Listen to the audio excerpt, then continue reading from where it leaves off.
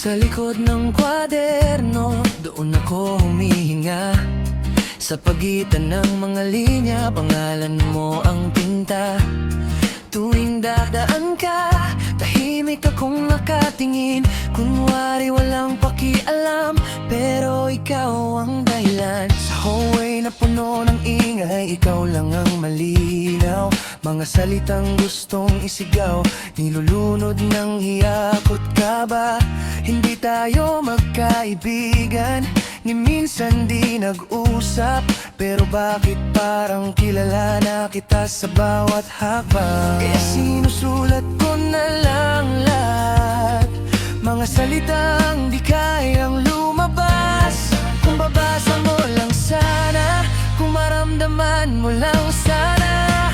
Kasi torpe akong umamin sa'yo, kaya papel lang kausap ko.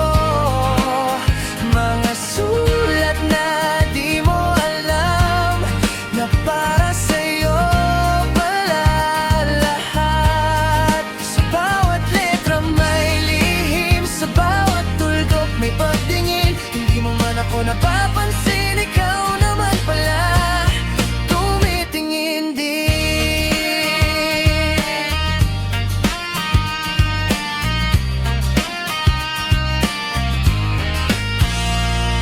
Sa gilid ng court, sa gitna ng event, nandyan ka na naman, parang eksena sa isip ko lang.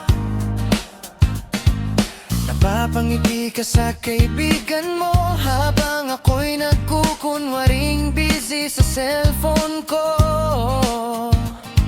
May hawak akong papel, may guhit ng pangalan mo. Paulit-ulit parang dasal na di ko masambit sa'yo. Hindi ko alam kung may saysay ba to, o isa lang akong extra sa mundo mo. Pero bakit sa tuwing lilingon ako, parang may matang humahanap din? Sa pagitan ng saglit na tinginan, may kwentong gustong simulan.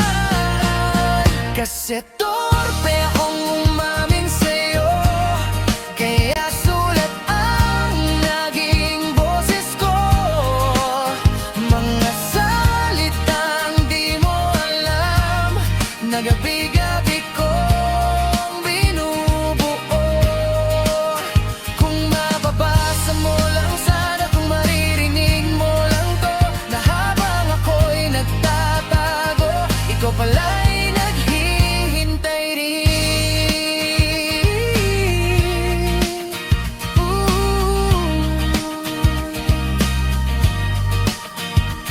Isang beses nahulog ang papel ko sa may hagdan ng lumang building.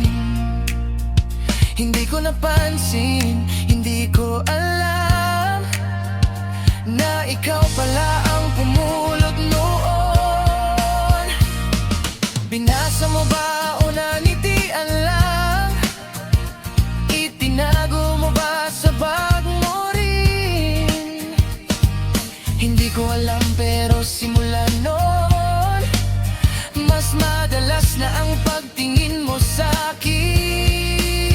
Kasi torpe pa rin akong umamin sa'yo, pero ngayon may lakas na konti.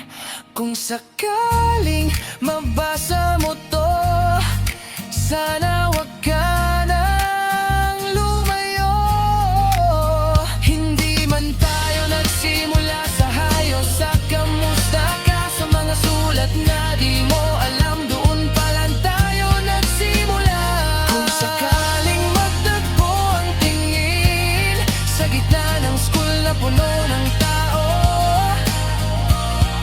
ngiti lang muna, sapat na siguro para malaman kung pareho tayo.